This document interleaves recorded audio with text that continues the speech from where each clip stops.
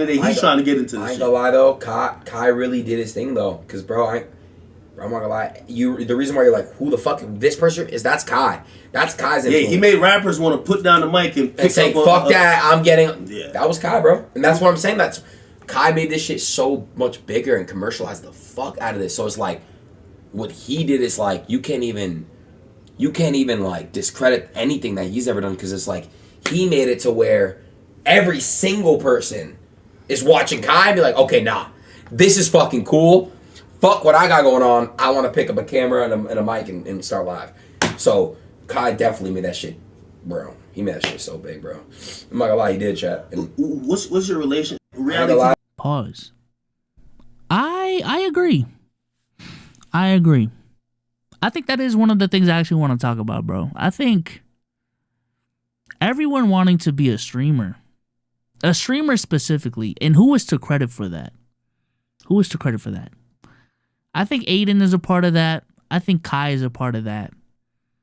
But I think I think streaming culture, chat, has legitimately changed what it means to be a content creator.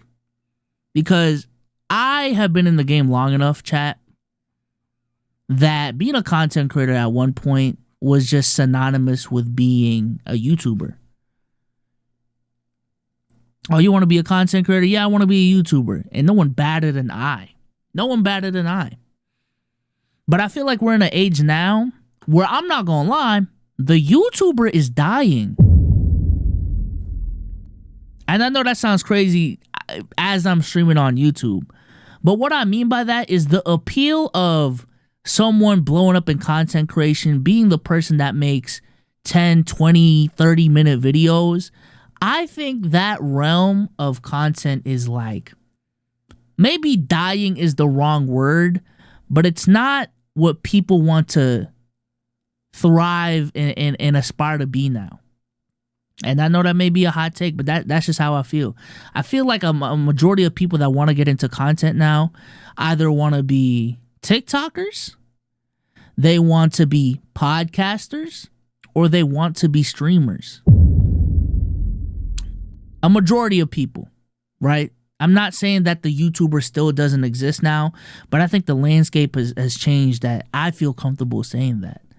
And I think like streaming has even allowed for certain YouTubers to get like a second, third wind.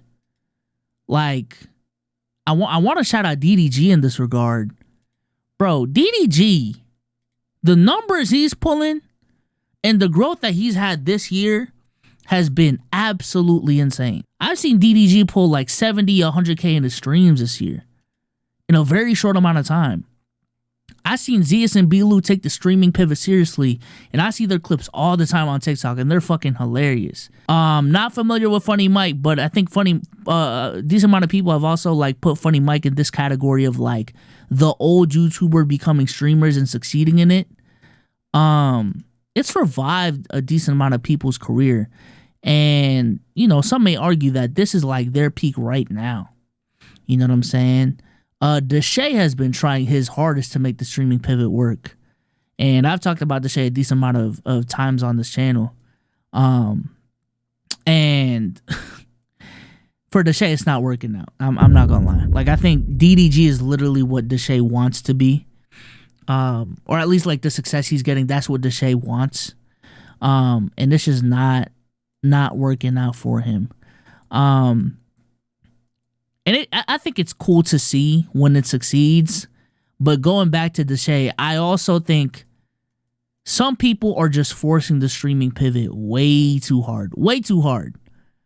You know what I'm saying? Like, I think streaming is not for everyone. It's not for everyone. But I think we live in this bubble right now where people feel as if to make it as a content creator,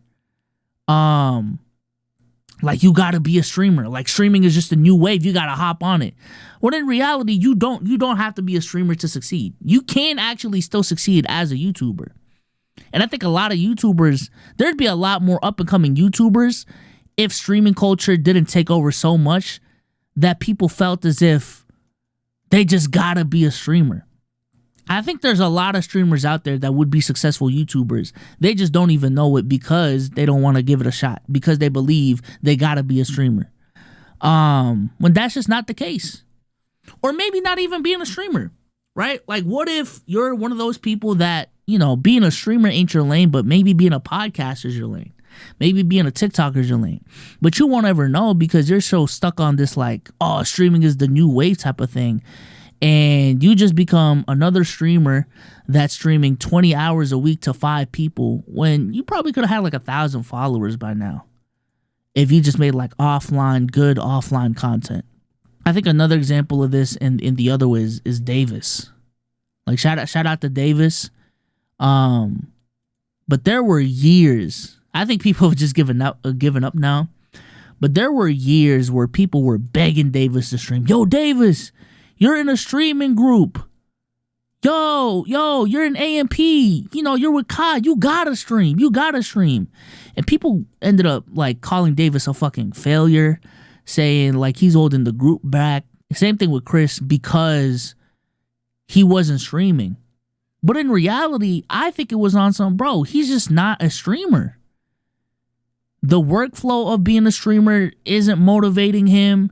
The content that you make as a streamer isn't motivating him. And certain people are just built to be YouTubers. Certain people are built to be editors and behind the scenes people. I always thought that was corny. This like forcing Davis to do something he clearly doesn't want to do. Like, fuck out of here, bro.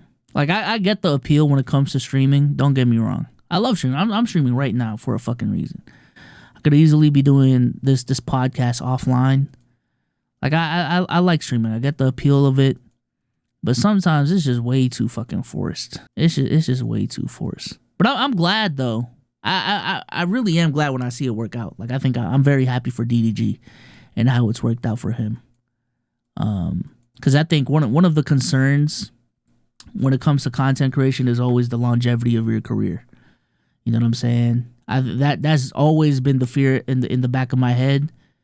Is like, okay, I'm doing well now, but is this something that's going to be sustainable for a 10 to 15 year career?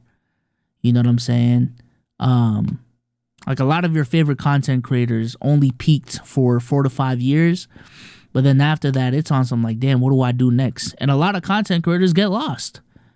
You know, you've been out of the traditional job market for years. You've been out of college for years, and that degree means less and less every single year because, okay, you got, like, even if you got a degree, let's just say you got a degree. Bro, you've been a YouTuber for the last 5 years since you graduated. It's been 5 years since you graduated. What does that degree even mean in the context of you applying for this job? I'm not just about to hand you a job because you got a degree. You know what I'm saying? So all these different things. So I am definitely happy when I see content creators find a successful pivot that essentially extends their career by 3-4 years.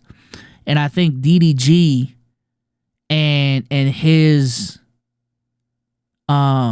ascension in the streaming game is something that's going to extend his career even further. And DDG's been in the game for a minute now. You know what I'm saying? Zeus and Bilu have been in the game for a minute now. So I think, you know, these guys are setting the blueprint for what it means to be a sustainable content creator. And I think a part of that is consistently reinventing yourself. I think even before then, a really big example of that to me has been Agent. Shout out to Agent. Consistently reinventing himself so that, you know, he's never stuck in a box. And what he has is like essentially these 2 to 3 year periods where he's known for this one thing, and then he just pivots onto the next thing. And then he's going to be known for that next thing for 2 to 3 years, right? And then he's going to move on to the next thing and be known for that next thing for another 2, 3, 4 years. And next thing you know, you built this career that's lasted 7, 8, 9 years, right? But for a lot of your favorite content creators, they find that thing and they just burn it to the ground and never pivot because that's how they know to succeed in social media. You know what I'm saying? I think for me personally, if I stayed an NBA YouTuber, a off-camera voiceover NBA YouTuber my whole career, chat, I would have stopped doing content creation 5 years ago. I'm being so serious. I would have stopped doing content creation 5 years ago. I would have peaked 5 years ago. Let's Keep It a Buck would have never been a thing. Souls and Sage would have never been a thing. I'm being so serious. But it's because of the fact that I had the foresight to know that I needed to reinvent myself at some point. That I needed to branch out and be known for different things. I think that is one of the things that have made me one of the vets in the game. You see what I'm saying? You know? I'm a second ballot Hall of Famer in this shit, chat. I'm being so serious. Y'all gotta stop playing with me. Anam says reinventing but also not selling yourself out is key. I agree.